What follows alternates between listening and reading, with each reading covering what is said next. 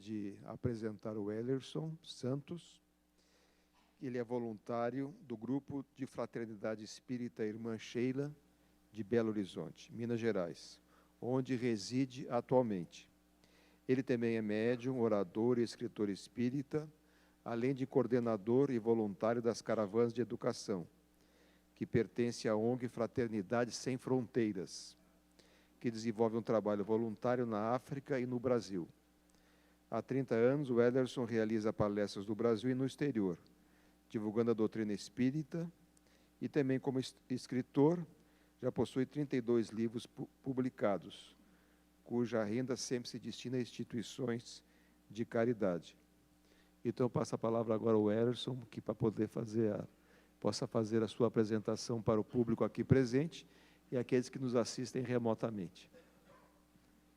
Queridos amigos, companheiros de ideal espírita, queridos internautas que nos acompanham pelas redes sociais da Mansão do Caminho, boa noite. Que as bênçãos de Jesus continuem envolvendo os nossos corações em muita paz, em muita harmonia. É uma alegria renovada ao nosso coração poder participar deste encontro, do Conversando sobre Espiritismo, buscando fortalecer os nossos corações, as nossas mentes, tendo como base o Evangelho de Jesus e essa doutrina que nos consola, que nos orienta e que nos instrui. Que todos tenhamos uma excelente noite. Muito obrigado, meu irmão. Agora eu vou passar a palavra a Divaldo, que ele vai fazer um pequeno anúncio, né? E depois, então, seguiremos com perguntas e respostas. Senhoras, senhores, queridas irmãs, queridos irmãos espíritas, caras amigas e caros amigos que nos acompanham pela Web TV Mansão do Caminho, nossos votos de muita paz. Entre as propostas formidandas da doutrina espírita, na sua condição de filosofia ética, o que a mim mais chama a atenção é a sua visão sobre caridade. Quando estava encarnado, Chico Xavier dizia que, se por acaso a doutrina espírita informasse em qualquer texto ser uma doutrina salvadora, que ele não se vincularia, porque o que importa não é em si a doutrina que nós abraçamos, é a conduta como nós abraçamos essa doutrina.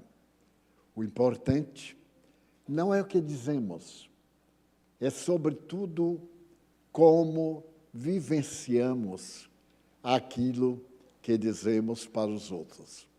É sobre esse aspecto que a nossa instituição elege como base doutrinária, além daquelas estatuídas por Allan Kardec, a construção da cidadania. O codificador teve a oportunidade de dizer que dar esmolas é um ato muito belo, essa tradicional forma de caridade. Mas é muito mais importante oferecer salário do que oferecer esmolas.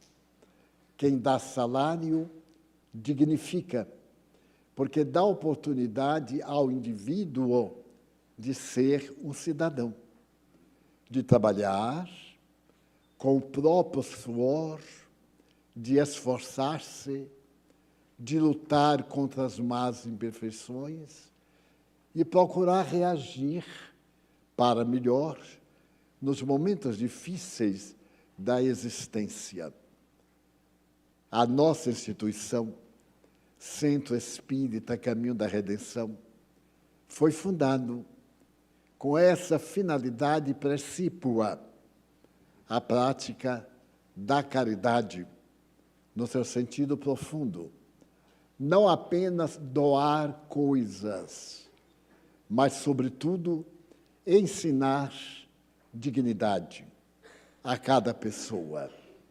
Não adianta conhecermos a melhor literatura e procedermos com uma pessoa biótipo comum. A crença no Espiritismo leva-nos a uma mudança radical de comportamento, conforme abordamos aqui. Nas 2 últimas semanas, João Batista propunha a morte do homem velho, isto é, o indivíduo viciado, dependente, para o nascimento do homem novo. E propunha, inclusive, que esse indivíduo que se batizava mudasse de nome, para que os seus erros, os seus lamentáveis enganos, passem a servir-lhe de pedestal para o ser novo que cada um de nós deseja. E é exatamente isto que nós lemos em todo o Evangelho, nos profetas, nas cartas paulinas, nos Atos dos Apóstolos e também no Apocalipse do evangelista João. Hoje nós temos o grande prazer de apresentar mais um setor de atividades em nossa escola, atendendo a uma grade escolar dentro das exigências governamentais. Não ficamos presos à letra, vamos mais além.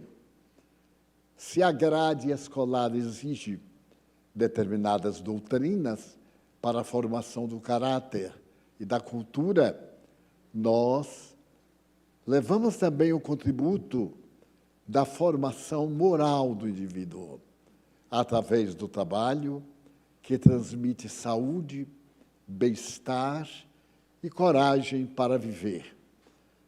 Há alguns anos, criamos em nosso departamento, na escola, nós temos 3 escolas fundamentais, um setor dedicado a atividades domésticas, à arte, à beleza. E com os grandes traumas da atualidade, em decorrência com esses conflitos que varrem a nossa sociedade, ampliamos o atendimento a pessoas portadoras de distúrbios psicológicos. Equivale dizer que, além dos nossos atendimentos espirituais, àqueles que têm transtornos psicológicos de natureza mediúnica, os obsidiados, os perturbados, nós também, amparados pela ciência, procuramos transmitir às pessoas inseguras, frágeis, torpes, em desequilíbrio, as bases da moderna psicologia que faz cidadãos, pessoas nobres e dignas, para viverem com o suor do próprio rosto e não esperarem uma vez por semana a ajuda que se lhes dá, deixando sempre na miséria. Há muitos anos, eu visitei uma instituição onde se praticava a caridade, isto é, se dava alimentos a pessoas muito necessitadas. E a diretora falou-me um pouco irritada: você não faz ideia do que é trabalhar com essa gente. Grifemos a palavra, com essa gente. Eles são ingratos, são agressivos, não têm o menor sentimento de compreensão e querem tudo. Você imagine que esta moça, e me apontou a moça, já é a 3ª geração a qual nós estamos ajudando. Eu respirei fundo, sorri e com delicadeza perguntei: como é que você conseguiu o milagre de manter 3 gerações na miséria? Porque os avós daquela moça eram necessitados, tinham problemas, eram idosos, mas seus filhos, nem tanto, seus netos, muito menos. Então, a instituição deveria dar o alimento, mas dar também instrumentos para a pessoa ganhar com o suor do seu rosto. Eu tenho 96 anos e trabalho uma média de 8 horas, mesmo estando doente ou não. Esses compromissos são de ética moral. Eu não admito que a pessoa venha fazer por mim aquilo que ainda posso fazer e que poderei muito mais. É a grande proposta da dignificação humana. Não desejar para os outros o que não deseja para si. Esse ligeiro introito, porque nós abrimos em um setor nosso, nós temos 40 setores de atividades em nossa casa. Para aqueles idosos, para aquelas pessoas doentes, para os mais idosos e mais doentes que não aguentam carregar a cesta básica, que pesa 14 quilos, e levá-la para casa, nós mandamos levar em casa, porque a grande maioria não tem forças. Nós criamos ações de dignificação.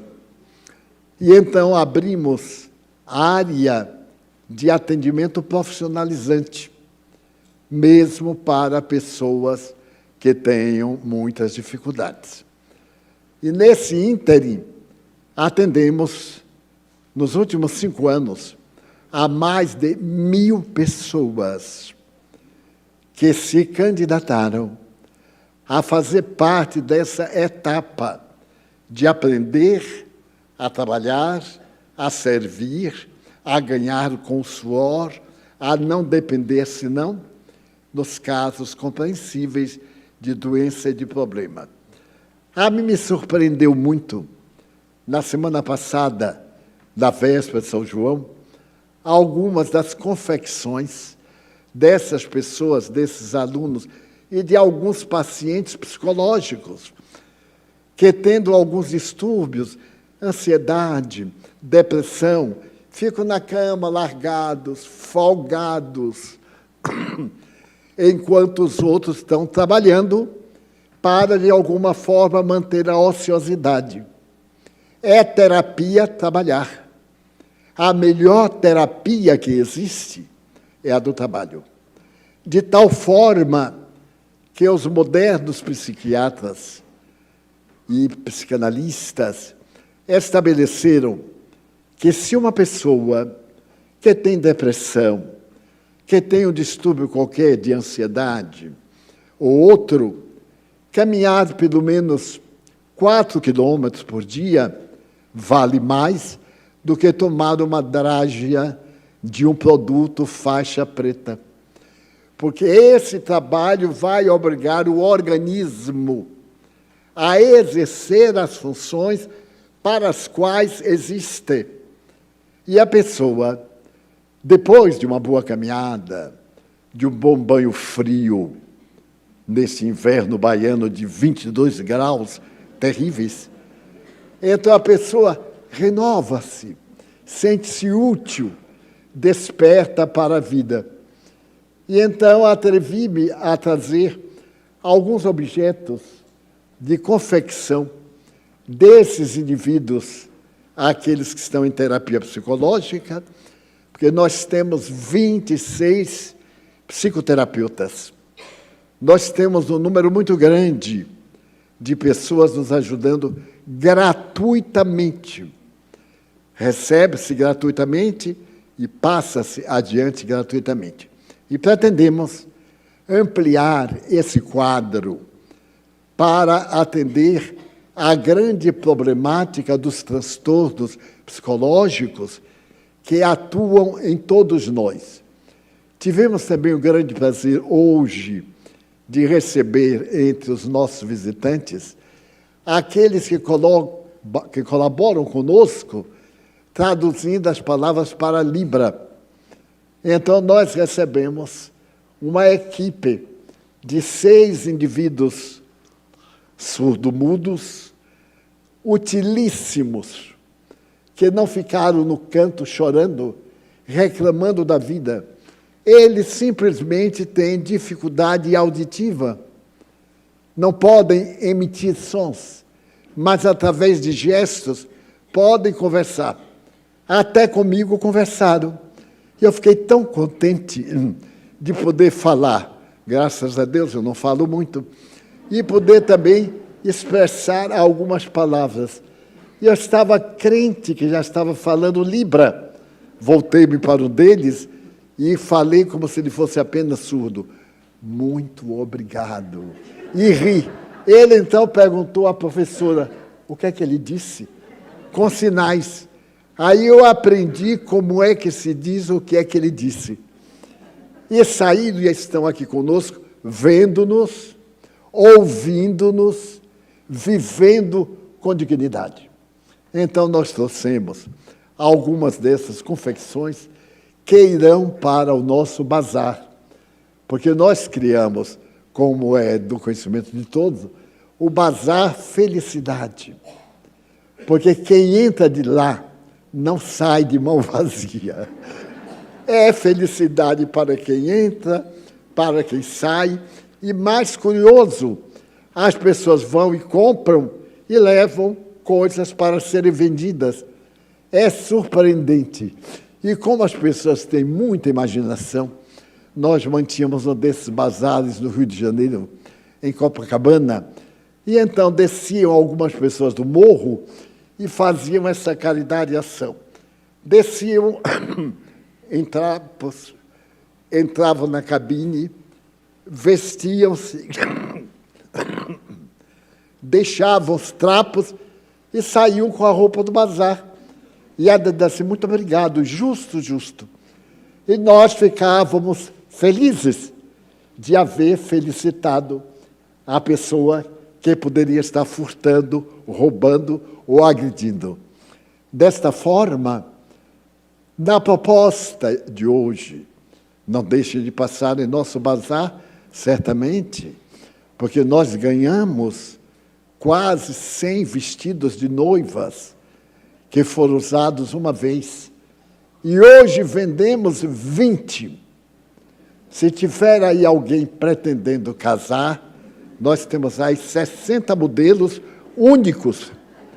A pessoa pode até vestir 2, 3, e vai, como antigamente, os reis soleiros em Paris retiravam uma roupa, mas estavam com a outra para poder exibir. A doutrina espírita é dinâmica, mas o nosso momento é de perguntas e respostas.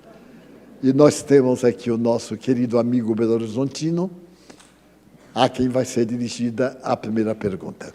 Muito bem. O Ellerson, temos a pergunta aqui de Rafael, que veio pelo YouTube, e ele pergunta o seguinte, como são planejadas a encarnação e reencarnação? Desculpe, a reencarnação e o renascimento. Como são planejados?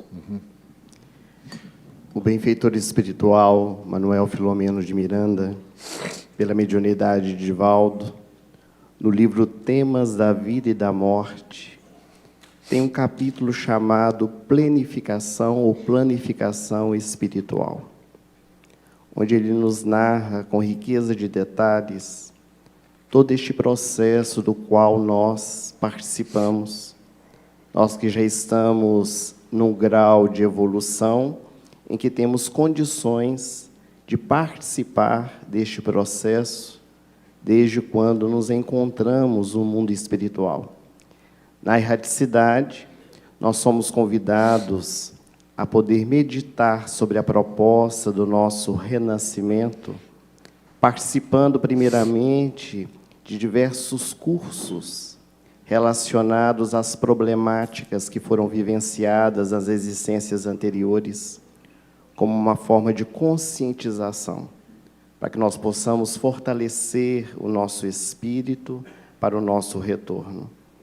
Depois disso, nós começamos a delinear o processo da nossa reencarnação, junto com os benfeitores espirituais responsáveis por isso, escolhendo a família, o local do renascimento, a profissão, as experiências, provas e expiações pelas quais nós vamos passar, logicamente com a tutela destes benfeitores, já que Deus não coloca fardos pesados em ombros fracos. Às vezes o nosso desejo é de passar por uma experiência, mas outra nos é proposta.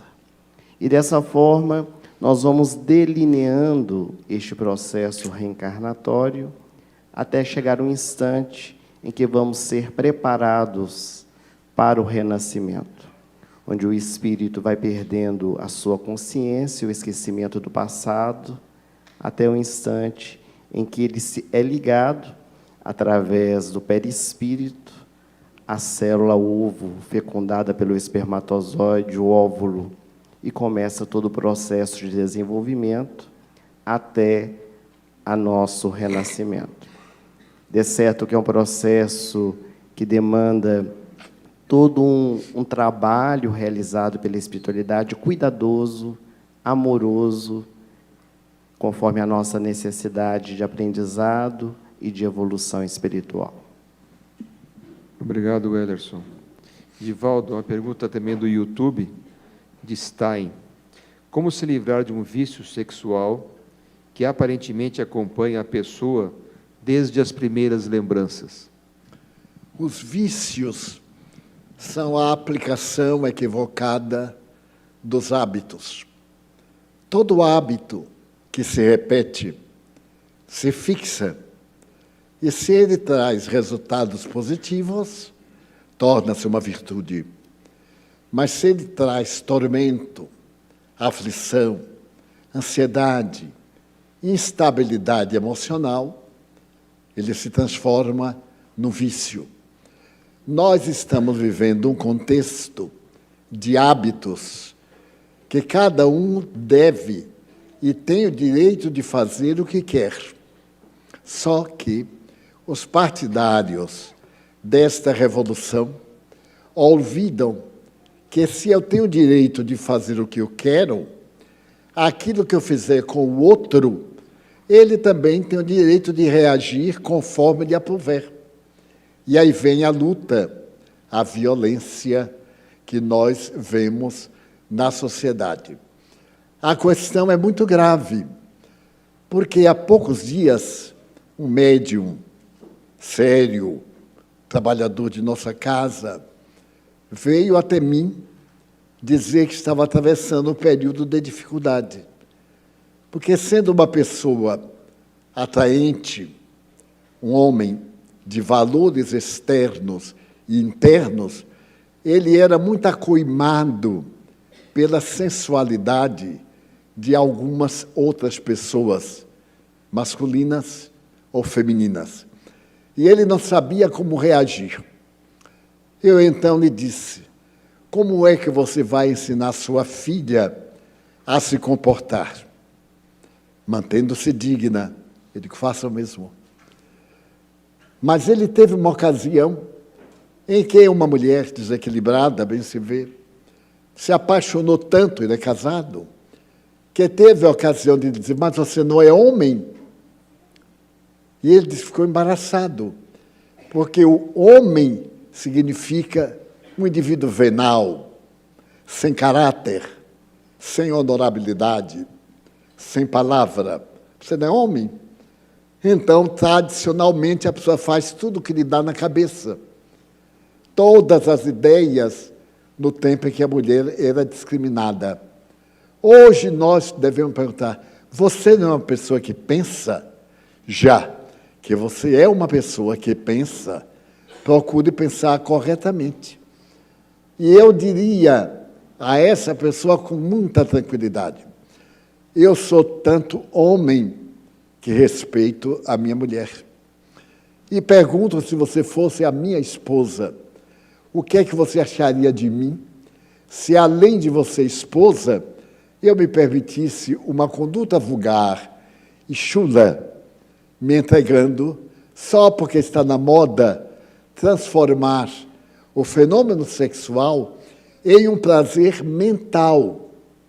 Porque o prazer orgânico é um fenômeno automático e o organismo realiza-o, queiramos ou não queiramos, através dos sonhos, através da forma como nós pensarmos.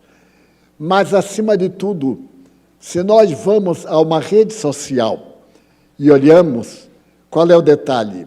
É a mulher desnuda, ou o homem desnudo, ou o outri, que, aliás, eu não sei se existe no dicionário. Quando eu estudei, não tinha mais. O outri, que tem um comportamento venal, de maneira nenhuma recebe apoio ético, apoio orgânico, porque o organismo foi trabalhado para atender às suas necessidades. E é tão importante o que a ciência fisiológica descobre, por exemplo, a ponto de dizer que os nossos intestinos têm neurônios. O neurônio não é mais e somente cerebral. Nós temos aproximadamente 200 bilhões de neurônios cerebrais, mas também neurônios intestinais, que o intestino pensa.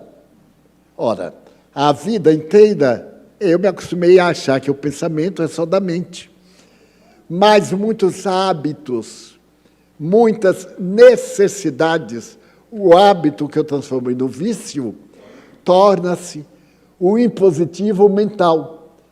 Como a pessoa deve reagir? Pela mente. Começar pela mente.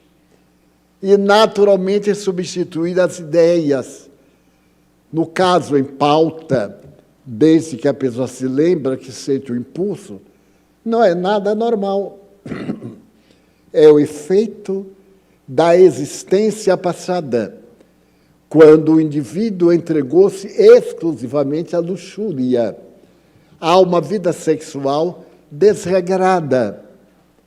Ao reencarnar, e foi feita uma pergunta, é proposto um organismo dócil, próprio para aquelas lembranças que estão em nosso inconsciente profundo, na área da psicologia, ou na área do espiritismo, do perispírito nosso, ali estão como tendências.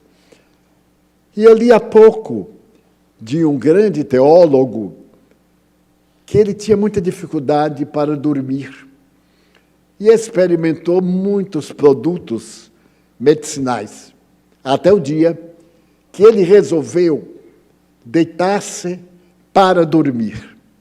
Porque normalmente nos deitamos para pensar. E travesseiro não foi feito para pensar. Foi feito para apoiar a cabeça. Eu ouço, quando me deitar eu resolvo este problema. Quer dizer, vai perder o sono. Vai acordar amanhã pior. E vai ter insônia. Então pode tomar o remédio A, o X, o D. E agora, com os telefones celulares, a pessoa passa horas olhando aqueles recortes depravados a 90%. Eu me dei o trabalho de tirar 1h da madrugada, eu me deito muito tarde, e ficar contando quantas cenas há apenas 10 anos eram imorais. E agora são legais. Deixaram de ser imorais, quer dizer, perdemos a vergonha, a estética, apresentamos as nossas anomalias. Se a pessoa é deformada por um problema de saúde e as glândulas tornam o indivíduo um gigante, isso já não é mais estranho nem terapêutico. É exibível. E quanto mais desnudo e mais terrível, mais pessoas observam nas redes sociais. Não estou condenando, porque cada um opta pelo que gosta. Então, como a minha área de atração é outra, então, quando eu chego a essas redes, algumas são especialistas em depravação, que eu nunca olhei, porque o que é que eu vou olhar? Olhar para quê? Para que colocar na minha cabeça, que já não é muito boa, uma coisa que é péssima? Estou procurando afligir-me. Então eu pego uma boa leitura, pego o Sermão da Montanha e vou ler esse poema que comove a criatura humana. Vou ouvir Jesus dialogando com a meretriz. Tu fosse pegada em adultério. Ninguém te condenou, porque todos são adúlteros. Ninguém teve coragem, porque eles estão condenando o que fazem. Mas, a partir de agora, não repitas o que tu fizeste até então. Até então, tu eras ignorante, mas agora já sabes. Então, nos leva a uma reflexão fascinante, porque o prazer deste momento, se ele não for acompanhado de emoção, não apenas de instinto, o instinto tem aquela explosão e passa. O prazer, a emoção é enorme, é um estado de bem-estar, de alegria. Então, aquele bem-estar, a qualquer hora eu posso evocar, e em breve eu só terei na minha cabeça aquilo que eu estou acostumado a pensar. Então, eu direi a alguns, quase todos, que temos esse problema, o equivalente, porque hoje, para se ter valor, ou usa droga, ou se deprava, ou se perde o sentido de respeito pela criatura humana. Mas isso não é viver, isso é vegetar. Se nós lermos a literatura clássica, vamos ver que são aberrações, não são fenômenos corretos da nossa vida. Então, o que fazer? Substitua o pensamento da sensualidade por outro tipo de pensamentos e experimente o prazer do êxtase que Francisco de Assis, Teresa d'Ávila, São João da Cruz, Einstein e outros, Miguel Ângelo, artistas ou não, experimentaram na sua forma de viver e de pensar. Obrigado, Divaldo. Wellerson, você poderia nos dar alguma informação a respeito sobre a cremação na ótica da doutrina espírita? Essa é uma temática que causa grandes discussões no nosso movimento espírita, mas Chico Xavier, no Pinga Fogo, já havia falado a respeito disso, quando primeiro nos informa que a cremação ou não da indumentária carnal é uma escolha de foro íntimo. O indivíduo escolhe a forma como deseja terminar os seus despojos carnais. Mas é recomendável que se aguarde pelo menos o período de 72 horas para que haja a cremação, segundo informações de Chico Xavier. Todos nós tememos a morte. Aliás, os Estados Unidos, há uma pesquisa que fala a respeito disso, que nós tememos a morte, e é o segundo maior medo da criatura humana. O primeiro é falar em público. E as pessoas têm medo de falar em público, porque morrem de medo de morrerem falando em público. Então, o medo da morte está embutido no primeiro medo também. Então, a questão da cremação é realmente uma escolha que nós fazemos, nos preparando mentalmente para esse processo que todos nós, sem exceção, passaremos, porque a morte do corpo físico é a única certeza que nós temos. Quem um dia nasce, um dia vai morrer, desencarnar. Então, podemos dizer que a doutrina espírita nos orienta para que nós busquemos nos preparar para este momento, independente de qual seja a forma que será essa despedida. Perguntam: o que Jesus quis dizer? Deixe os mortos enterrarem seus mortos. Nós temos hábitos de vida, de ideal, de entusiasmo, e hábitos de mortos. Jesus estava próximo de uma cidade, na qual os discípulos foram fazer compras, e chegou um moço. E esse moço era saudável, fazia academia, não tinha academia, mas tinha estrada, caminhava muito. E então ele olhou para Jesus e se comoveu com a beleza estética. Há pessoas que a gente olha e sente uma ternura. Não tem nada de sexo nessa ternura. Sente vontade de abraçar, de tocar, de dizer que é bom gostar de você. Quanto é bom gostar de você. Quanto é bom lhe amar, etc. E então Jesus disse: vem e segue-me. Se tu queres a vida, vem e segue-me. O rapaz pensou e disse assim: não posso, porque amanhã vai haver uma corrida de quadrigas, aqueles carros romanos puxados a 4 cavalos. E eu estou inscrito. Então Jesus olhou bem para ele, era um morto. Estava atrás das láureas da vida. E ele disse ainda a Jesus: depois da corrida, eu vou te seguir. Jesus sorriu para ele e disse assim: depois.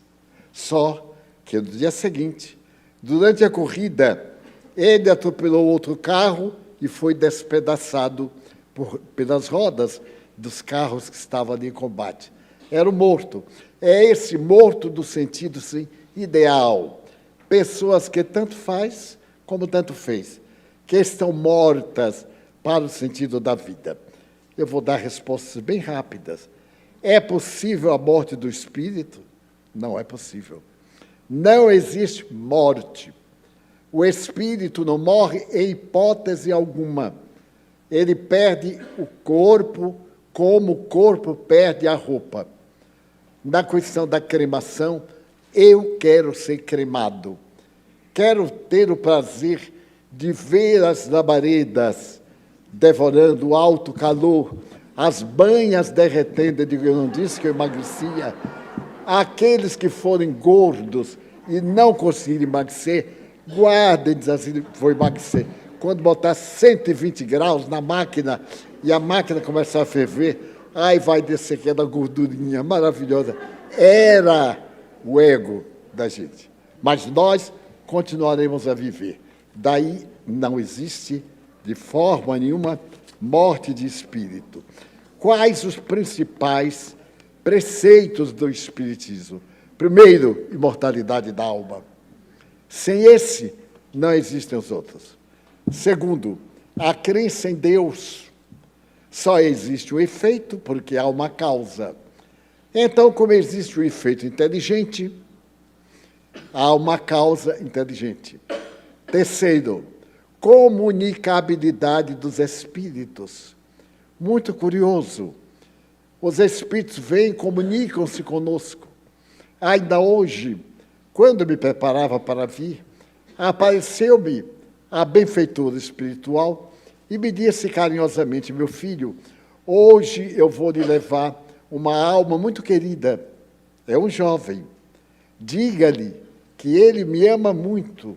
Eu ouço, eu vejo, mas quero que ele saiba que eu também o amo muito. Tenho um grande amor e ternura por ele. Ele ainda não tinha nem aberto a boca. Eu digo: olha, os espíritos me disseram que você estuda psicologia, que você gosta muito da psicologia de Joana, e ela gosta muito de você. E se torne um bom psicoterapeuta. Fantástico. Já imaginou arrancar a pessoa da ilusão, da fantasia, da loucura, da ebriez dos sentidos? É uma bênção. Então, o terceiro item é a comunicabilidade. Eles se comunicam conosco. Eu achei muito curioso que eu tive um amigo aqui na Terra, aliás, era médico, no tempo que o psiquiatra se caracterizava pelo ateísmo, agora mudou. Agora é pela consciência, não é mais ateísmo. Então, esse me dizia, mas, Divaldo, tudo se acaba e tal, e brigava. E dizia assim, me convença. Ele dizia, mas, doutor, vai me dar um trabalho tão grande convencer o senhor que eu vou deixar para depois da sua morte. O senhor vai morrer, e eu também. E o senhor vai me aparecer quando o senhor disser, oi, Divaldo, eu digo, vivo ou morto? Mas, meu Deus, parece que foi uma praga. Não é que o homem morreu.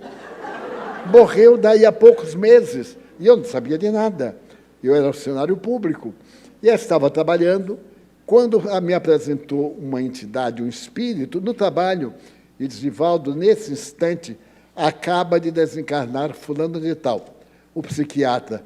Ele disse, meu Deus, Pai Nosso, que está... O espírito disse, não ore, não. Ele está tão confuso que a prece vai atrapalhar. Daí a dias ele me apareceu. Oi, Divaldo, eu estava te procurando, e eu, vivo ou morto? Estava mortíssimo. Um outro item é a reencarnação. É maravilhoso nós nos lembrarmos da afetividade uns para com os outros. Olhamos uma pessoa, gostamos, não gostamos. Na semana passada, eu fiquei com uma ideia muito curiosa, porque uma senhora me disse assim, olha, Divaldo, eu quero lhe pedir perdão. Eu disse, mas é a primeira vez que nós nos vemos. Ela disse que você me vê, mas eu sempre lhe via e lhe detestava. Eu digo, nossa, como é que pode, né? Eu digo, mas detestava como? Lhe achava antipático, eu digo, vai lá. Lhe achava baixinho, não tanto, 1,70 m. Eu não quero disputar nenhum campeonato de altura, e tal, e fui fazendo, e ela profundamente embaraçada. Eu disse, minha irmã, não se preocupe, é natural. Simpatia e antipatia, os franceses chamam déjà vu. É algo que a gente já viu, já sentiu ou já ouviu. Déjà vu, déjà raconté, ou déjà parlé. Ou a gente viveu em outra vida. Quantas vezes se olha uma pessoa e marca a existência toda, para o bem, para o mal. Tornou-se, quando ela terminou, estava chorando, digo, não se preocupe, não. E agora a senhora acha antipática? Não, Ave Maria. Eu digo, então pare aí, para não voltar à antipatia de antigamente. Então, isto é um dos postulados. E, acima de tudo, a pluralidade dos mundos habitados. Todo mundo adora o macro-universo. Eu não gosto de pensar no cosmo, porque perturba minha mente. Quando eu vejo, por exemplo, um mapa sideral, um pedaço da nossa Via Láctea, e no cantinho, do tamanho da cabeça de alfinete, uma bolinha escrita assim, o Sol, e tudo mais que está em volta, eu digo, ai, meu Deus, como é que eu vou meter na minha pobre cabeça tudo isto? E olho para esse Sol grandioso, ele gasta 2 milhões de quilos por segundo para transformar matéria em energia. Que é um dado que vai além da minha possibilidade de pensar. Então, eu prefiro pensar em mim como pessoa, no próximo, naquilo que está perto, e deixar para lá essa visão de universo que se expande. Um dos maiores astrofísicos da atualidade, inglês, ele disse o seguinte, antes, nós cientistas pensávamos que o universo era uma máquina estática. Agora, nós sabemos que o universo é um pensamento que se expande, que se contrai. Quer dizer, fiquei no mesmo. Porque quando imaginar um pensamento cósmico, que somente em nossa Via Láctea tem 200 milhões de sóis, com suas Via Lácteas, isso me leva à crença de que todo este universo foi gerado. foi trabalhado. Daí, são preceitos do Espiritismo, são 6. E o último, como o Espiritismo vê a dependência química? Como um transtorno da personalidade. A dependência química é um desvio de comportamento, a pessoa experienciou, criou um hábito, lhe apraz e se transformou num problema de natureza psicológica. Nada de dependência química. Nada de dependência. Não, eu não dependo de nada. Eu só fumo uma maconhinha de vez em quando. Eu tenho um amigo que diz assim, Divaldo, eu detesto bebida alcoólica. Agora, no sábado para domingo, eu tomo uma garrafinha. Eu perguntei, e essa garrafinha? É 1 litro de uísque, sábado para domingo. E ele detesta. Imagine na hora que ele começar a gostar. Vai ser a semana inteira. Então, o Espiritismo vê esses produtos químicos como caminhos degenerativos, levando-nos para distúrbios. Vamos agora ao intervalo. Quando eu me tornei espírita, era muito jovem. E, àquele tempo, o povo teimava que espiritismo e feitiçaria eram a mesma coisa. Era uma ideia fixa, transmitida de geração para geração. Ainda hoje, quando alguém fala, fica meio esquisito, né? Você é espírita, então é feiticeiro. Não, você é espírita, então é paranormal. Já fica bem melhor. E então eu acreditava que o espiritismo resolvia qualquer problema. Qualquer problema. Como muita gente pensa que o fato de sermos espíritas, aqui está o guia tal, aqui está outro, o mentor resolve nossos problemas. Nada disso. É uma filosofia como outra qualquer que nos ensina a ser felizes, a caminhar bem. E eu estava me preparando para fazer um concurso para poder trabalhar numa repartição pública. Naquele tempo havia um departamento do país chamado DASP. Era um departamento que fazia os concursos, e eu fiz o concurso, mas era muito rigoroso. Eu necessitava de passar, porque eu trabalhava já na repartição e havia apenas 12 vagas e 300 candidatos. Então, era uma disputa bastante acirrada. E eu orei, estudei muito, porque eu não tinha curso de nada, meu curso era muito modesto, mas aprendi o que pude. E no dia do concurso, eu me lembrei do meu guia espiritual. E então eu vi o meu guia espiritual e disse assim, quero pedir uma caridade. Se eu me esquecer de alguma coisa, o meu irmão me faz a caridade de me dizer. O Espírito olhou para mim e disse, bom, eu poderia fazer isso assim. Eu incorporo e digo à sala inteira qual é a resposta. Eu digo, mas como é que eu fico? Ele fica indigno, porque você propor ganhar na loteria espiritual através da mediunidade, não dá, meu filho. Você estudou o que pôde, agora vai ter a averiguação. E a primeira prova era de português. Vinha aquela pauta enorme, não era o tempo da cruzinha, não. Tinha que explicar o que era, definir, conjugar o verbo, tinha que saber mesmo, não dava para coincidência. E eu peguei o papel, botei, e ficou a pessoa, agora vira o papel. A gente virou. Não olhe, mas a gente não olhava olhando assim, passando por. Agora, bateu a campainha, tem 40 minutos para a prova de português. Eu, então, vi logo a primeira pergunta. Por favor, conjugar o imperativo do verbo moscar-se. Eu disse, Ave Maria. O que será? Moscar-se? Veja lá se eu sabia que tinha verbo para mosca. Mas eu fui preparado. O que eu não souber, eu vou deixando. Vou responder tudo o que souber e depois eu volto às dificuldades. Respondi tudo. Foi a única pergunta que eu tive dificuldade. E que até hoje eu tenho. O moscar-se. E então, entreguei a prova com esse quesito em branco. E chegando a casa, eu fui procurar no dicionário o que era esse tal de moscar-se. Mas meu dicionário era tão bom que não tinha. Eu digo, mas isso é falta de caridade. Será que existe a palavra? Eu, então, procurei na biblioteca pública um dicionário chamado Jaime Seguier, um francês que tinha a grande parte em português, que tinha uma parte em latim, e o estudo da língua portuguesa muito bem. Encontrei o tal do Moscarse, que me faça um favor, eu não vou dizer o que é. As pessoas vão dar uma olhadinha no Moscarse. Muito bem. E o Espírito me disse o seguinte, Divaldo, o Espiritismo não é uma doutrina de ocasião para benefícios pessoais. É uma doutrina para a transformação moral do indivíduo para melhor.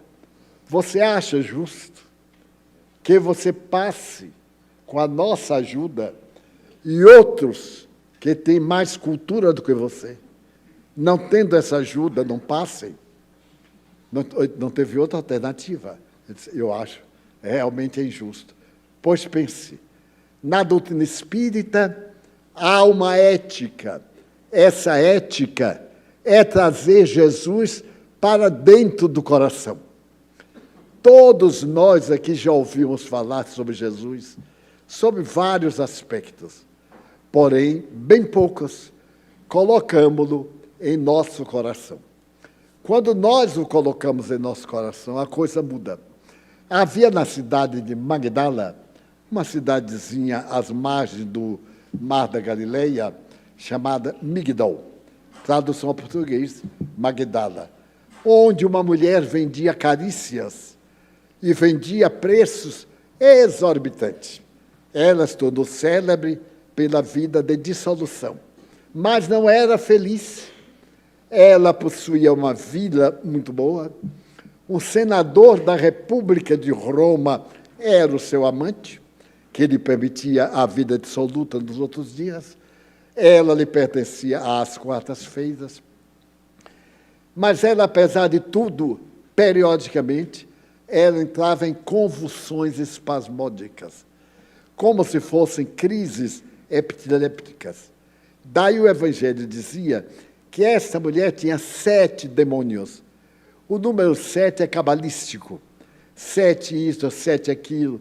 É cabalístico, não tem nada a ver. Mas dizia. E então, um dia, ela viajava entre uma cidade e outra, e o mendigo fez parar a liteira na qual ela era carregada, e disse para ela assim, senhora, eu ouvi dizer que o Nazareno está aqui perto, em Cafarnaum. Eu necessito de ir lá, porque tenho lepra. Vê, senhora. Abriu o peito e lá estavam as rosas murchas da doença. Ela olhou muito comovida e disse, se tu encontrares aquele que vai limpar teu corpo da lepra, volta e vem dizer-me, para que ele limpe a lepra do meu coração. E deu-lhe um sestércio, era uma moeda de ouro que tinha um grande valor. E então ela foi embora. 3 dias depois, esse mendigo foi bater à porta do casarão em que ela vivia. Ela era chamada Miriam de Migdol, Maria de Madalena, Maria da cidade em que residia. E então, naquele dia, ela estava em crise, dominada pela força telúrica que a fazia ter convulsão. Mas depois de muita discussão entre o mendigo e o porteiro, ele dizia, mas ela pediu que eu viesse para dizer. Eu tenho que dizer que ele me curou, apenas isto. Ela me deu dinheiro, eu fui. Ele me olhou, passou a mão, eu senti as carnes moverem-se, e aqui estou. Eu quero dizer que o Messias chegou. Então o porteiro, depois de muita discussão, terminou cedendo. E ele foi, pés, antepés, atrás do porteiro, até o local em que ela estava naquela postura estática. Pela claraboia, entrava o luar pálido, E ela, muito alva, com um traje que a deixava seminua e parte do corpo à mostra, estava naquele estado terrível de volúpia. Então o mendigo chega e chama a senhora. Senhora, ela não atende. Senhora, eu venho dizer que ele me curou. Então, na narrativa, há uma discussão muito grande, até que ela desperta e pergunta ao homem, que queres de mim? Ele diz, lembrai-vos de que me destes um sestércio, e eu estive com o Messias, e vede meu corpo. Ela olhou e disse assim, mas a tua lepra estava fora, a minha é dentro, é uma lepra interior. É necessário que ele entre em mim para lavar-me interiormente. Aí o mendigo disse, senhora, ele está aqui perto. Cafarnaum era uma cidade a poucos quilômetros. Vinde de barco. Ele está na casa de Simão Bar-Jonas. Ela teima, mas ele vai devagar e a persuade. É chamado o barqueiro, ela toma a barca e atravessa aquele pedaço do mar da Galileia e salta na praia. A casa lá no areal, com a porta semiaberta, a porta dos fundos. E o mendigo diz, senhora, ele está aí dentro. Ele sempre espera os infelizes. Porque esse é que notava, Jesus sempre espera por nós. Ele não deseja que nos sacrifiquemos, não. Ele quer que sejamos felizes. Ela salta e a porta está semiaberta. Então ela vai andando. E quando ela entra, sentado sobre uma pedra, a porta semiaberta, está um homem com uma beleza clássica. Era de uma beleza ética, mais do que o deus Apolo, que era considerado o deus da beleza. Então ela olha e se fascina. Era uma mulher acostumada ao jogo carnal. Então a primeira paixão dela foi pelo corpo, por aquele homem de beleza superior. Então ela olha para ele e se dobra ante o olhar dúlcido e misericordioso que ele dirigiu-lhe. E então ela diz, mestre. E ele responde, Maria. Tu me conheces? Ó Maria, eu sou o bom pastor e conheço todas as minhas ovelhas, uma a uma. Não te espantes de perguntar-te, Maria, que desejas de mim? E ela diz assim, Senhor, se tu és esse pastor, limpa minha alma, tira de mim esta lepra que me fez ser mulher de ninguém e que vai morrer embaixo de pedradas. Jesus olha para ela e diz assim, Maria, ama. Notem que diálogo, ama. Ela diz, mas eu sou uma mulher que vende. Como eu poderia amar alguém? Se sou disputada em verdadeiros leilões. Ama aos teus filhos. E ela gargalha, filhos, mas eu tenho ventre varado, mas nunca tive a honra de ser mãe. Eu não tenho filho, Senhor. Tens, Maria. Aquelas mulheres, à tua semelhança, são tuas filhas. Não tem ninguém que as respeite, nem as ame. As crianças órfãs da guerra são também teus filhos. Ama-os. E se conseguires amá-los, eu te limparei por dentro e por fora, e tu serás imensamente feliz. Ela então para a pensar. Era uma vendedora de ilusões. Ela então diz assim, eu te darei minha vida. E ele redargui, e eu aceito. Não agora. Um dia que não está muito longe, eu aceitarei a tua vida, dedicada ao amor por mim.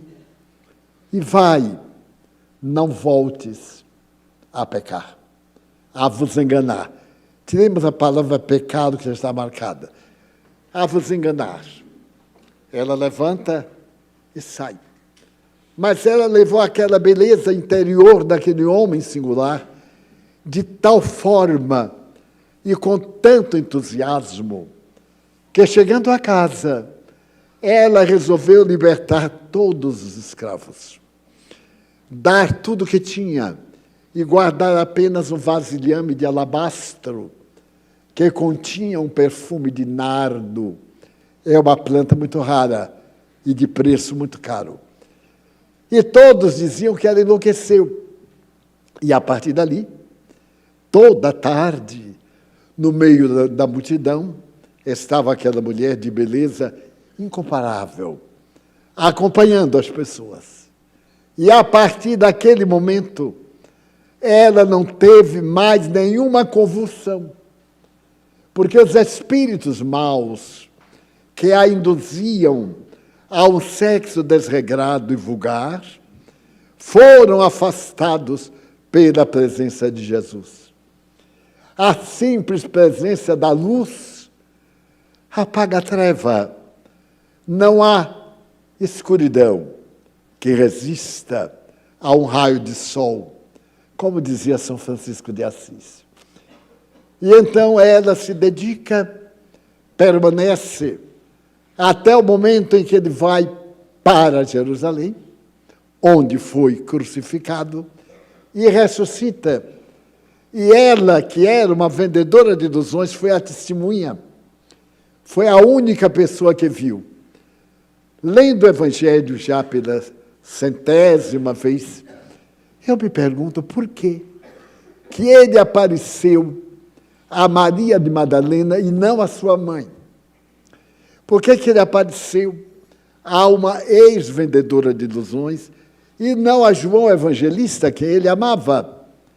Porque ele elegeu uma mulher que tombou tantas vezes, porque foi a única que verdadeiramente amou. A partir daquele momento em que Jesus entrou na alma dela, ela não mais se permitiu equivocar. O que eu pretendo dizer hoje é que todos conhecemos Jesus. A maioria de nós até sabe muitos dos versículos da sua mensagem. Mas será que ele já entrou em nossa alma para que nós perdoemos a quem nos trata mal? Será que ele nos tem dado paciência na hora que alguém é cruel para conosco? Há aqui entre nós um bom número de espíritas, espectadores, pessoas que estão vendo pela primeira vez, talvez. Será que ele já entrou de tal forma que as coisas venais não tenham mais nenhum sentido para nós, que deixaremos as ilusões para segui-lo? Então, a nossa proposta, em nossa breve palestra de hoje, é para que nós abramos a alma e deixemos-lo entrar. Há um quadro que ele está batendo a porta, mas um detalhe que muita gente talvez não haja notado: a porta não tem fechadura. Basta empurrar e ela se abrirá naturalmente. Será que nós temos sido fiéis a Jesus? Tantos crimes hediondos, traição, maledicência, já viram como a fofoca destrói vidas? Conheço casos de pessoas que se suicidaram por causa de maledicência. E o maledicente falou, mas que coisa, por uma coisa tão banal. É claro, ele é o algoz. E o que dói não é o algoz, é a vítima. Então ele veio dizer para que nós o seguíssemos. Então, se alguém vem e nós notamos a animosidade Não retribuamos com animosidade também. Sorriamos, porque algo existe entre mim e a pessoa que ali está. E é extraordinário quando nós podemos olhar a humanidade e, conforme ele disse, amar as criaturas humanas em geral. Eu me recordo de uma cena muito curiosa da minha vida. Como funcionário público, eu ganhava muito pouco. E descobri naquela época, numa sapataria que havia no relógio de São Pedro, um sapato que me deslumbrou. Era um sapato marrom e branco. Eu fiquei apaixonado pelo sapato marrom e branco. Ainda mais que era muito caro. Eu não podia comprar. Mas todo dia, na hora do lanche, eu saía e ia lanchar o sapato marrom e branco. Até o dia que chamou a atenção do dono da sapataria, e ele disse, noto que você gosta muito desse sapato. Eu disse, é verdade. E por que não compra? Eu disse, porque não posso. O meu salário não depende, não me permite. Ele disse, mas eu posso vender-lhe a prestação. Meu pai me educou dizendo que ninguém deve comprar a prestação. Coitado, ele deve estar no umbral chorando, porque a gente vai comprar e pergunta, em quantas vezes? 40. Vai comprar um carro, quantas vezes? 97. A gente morre no ano 90. Mas, então mudou. Mas eu nunca tinha comprado nada à prestação. Eu achei um escândalo. Ele disse, eu posso fazer em 2 prestações. Eu calculei e disse, é pouco. Ele disse, em 3. Como o demônio é um tentador, o demônio chegou e disse assim, entra nessa baiana, que tu sai bem. Aí eu comprei o sapato marrom e branco. Levei para o escritório. Tirei da caixa, botei assim embaixo da mesa, para datilografar uma coisa e olhava o sapato marrom e branco. Muito bem. Mas o bom de uma coisa dessa não é ter, é exibir. É fazer que os outros saibam que nós temos. E eu, então, num domingo, eu resolvi exibir meu sapato marrom e branco. Porque ele quase me botou na miséria. Porque era um sapato marrom e branco. Eu deveria usar uma calça marrom. Não tinha. Comprei a calça marrom. Aí comprei uma meia marrom. Comprei um cinto marrom. Quase que eu pintei o cabelo de marrom. Tudo. Muito bem. E no domingo, eu morava aqui na Cidade Baixa, passou um ônibus. É engraçado dizer que pobre é diferente. É mesmo. Nós, os pobres de Cristo, somos diferentes. Quando o ônibus passou, era assim, Barra Avenida. Eu digo, oba! Quando eu desfilar na Barra Avenida e passar ali pelo Espanhol com esse sapato, metade do povo vai parar para bater palma. Aí eu peguei o ônibus. Só que até ele chegar à Barra Avenida, ele viajava às 3 horas. Passava pelo Bonfim, ia na Ribeira, passava nos Alagados, subia a ladeira da montanha. Era uma viagem que não tinha fim, mas eu fui. Entrei e o ônibus, como era natural, estava cheio. E eu, com todo cuidado, porque eu tinha tomado de uma flanela para limpar, mas o sapato brilhava, era um espelho. Muito bem, daí a pouco, entra um homem enorme, forte, cheio de pacotes, e eu tive a intuição, ele vai pisar no teu sapato.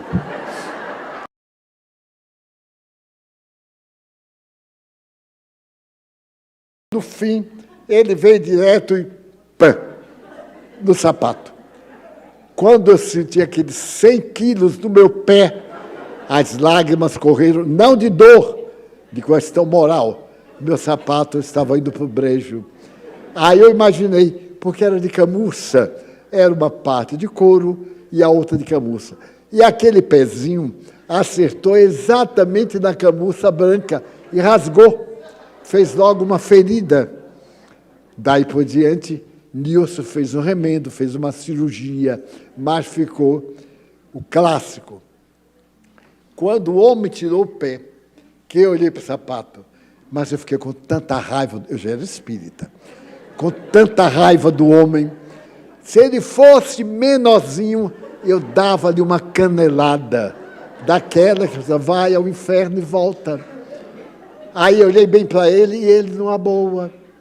Então eu disse, o senhor quer tirar sua pata do meu pezinho? Parece até livro infantil. Ele aí passou novamente o pé e olhou para mim e perguntou, qual é o caso? Aí eu fiquei manso, fiquei muito... Quando eu pude, eu saltei. Saltei com a ferida do sapato. Passa o tempo. Remendo, pago as 3 prestações, Deus sabe como, em lágrimas. E quando chegou o mês de Natal, eu agora já calçava o sapato marrom e branco para ir trabalhar. Não, para mim, que era bobagem, perdeu o brilho. Eu estava atendendo pessoas depois de uma reunião, quando chegou o senhor. Eu olhei, eu tinha um detalhe. Eu saltei. E quando eu cheguei cá embaixo, que o ônibus ia partir, eu dei a ele um sinal que se usava muito de vingança. Eu fiz assim, ó. Como que... Você me paga. Ó. Você me paga. Olhei bem para ele olhando eu. O ônibus lá e eu na rua. O ônibus partiu para um lado e eu para o oposto. Daí a alguns dias, eu estou atendendo, quando eu olho, está o homem na fila. Eu disse, meu Deus. Ele descobriu a pessoa do sapato e veio aqui avaliar. E, naturalmente, foi ficando gelado, com palpitação. Não era mediunidade, era medo. Até que ele chegou. Chegou junto de mim e perguntou assim, o senhor é seu Divaldo? Eu disse, sou, mas pode me chamar de Divaldo apenas. Ele disse, é porque me falaram a seu respeito. Eu venho aqui lhe pedindo uma caridade.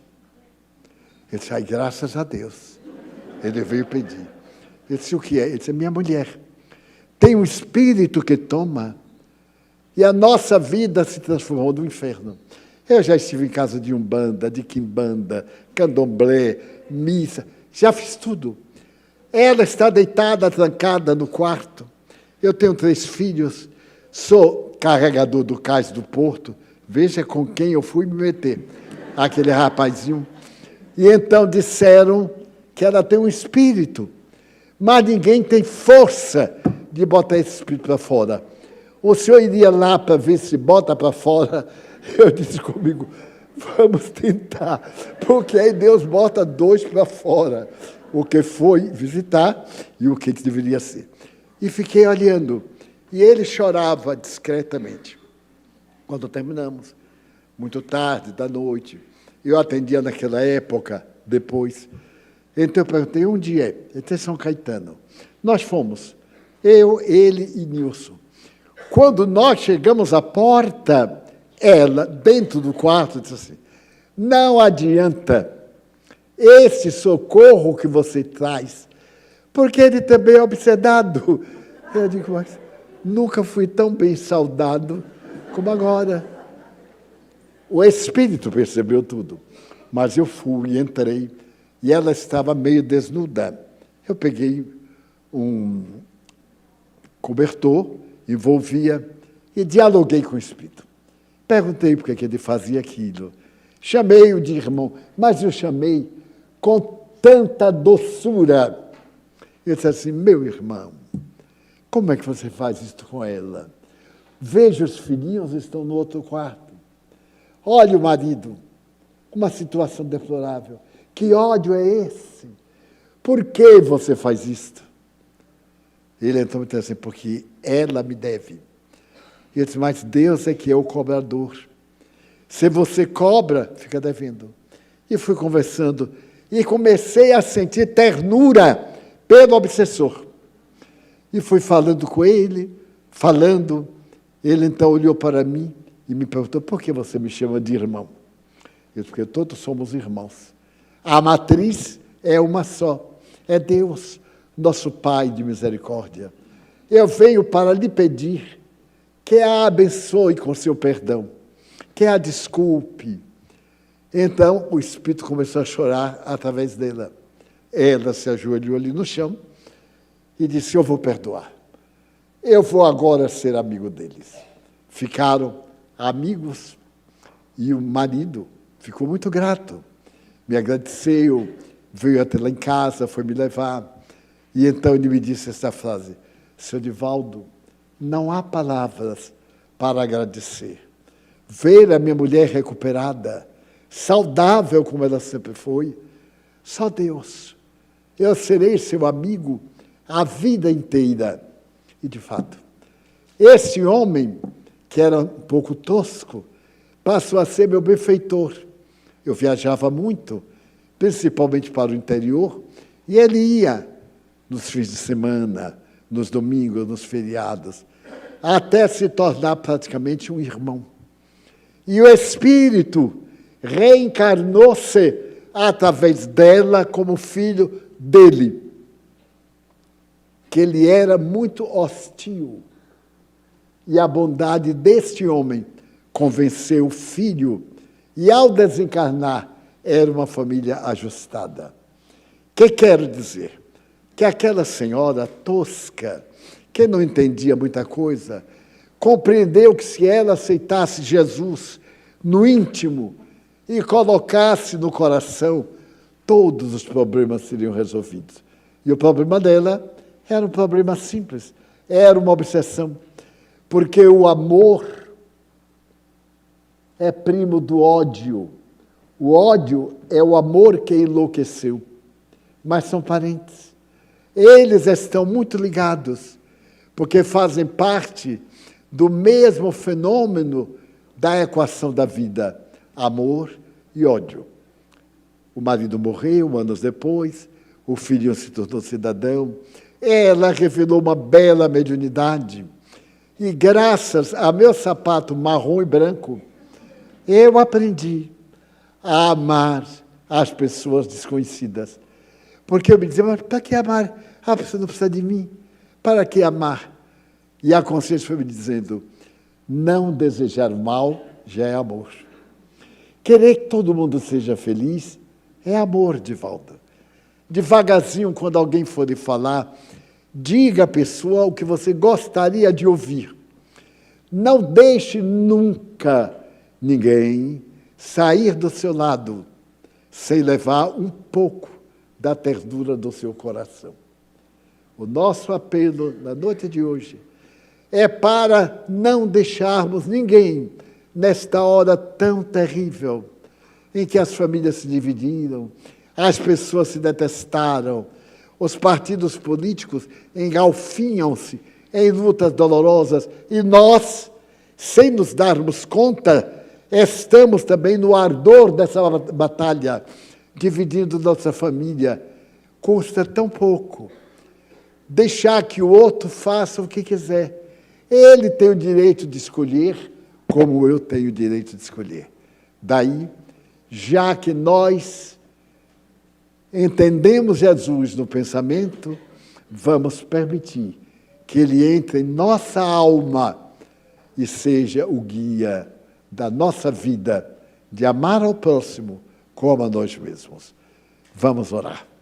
Vamos pedir aos médiuns que se candidatam ao trabalho de socorro para que apliquem passes em todos nós, para que saiamos daqui renovados, cheios de vida, acreditando que Deus não nos desampara nunca.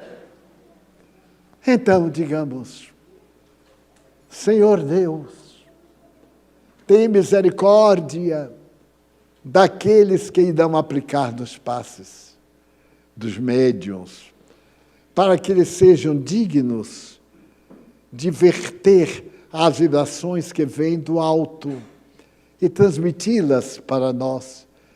Que nós daqui saiamos mimetizados pelos fluidos bons do mundo espiritual.